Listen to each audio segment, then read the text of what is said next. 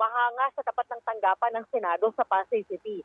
Hanggang gutter ang level ng tubig sa mismong harap ng Senate.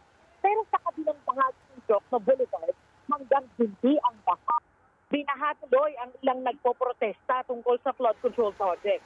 Nagdaos sa prayer rally sa labas ng Senado ang ilang pari at miyembro ng simbahan para ipanawagan ang pananagutan sa maanumalyang flood control project. Galing pa raw sila sa iba't ibang bahagi ng Metro Manila, Quezon Province at Laguna.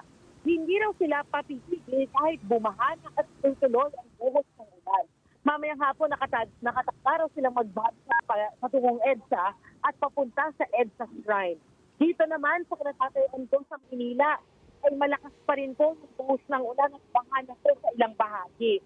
Sa Ross Boulevard, gutter deep ang level ng tubig at mabigat ang daloy ng trapiko.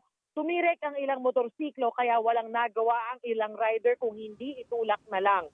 Wala ring nagawa yung ibang residente at commuter kung hindi lumusong sa baha.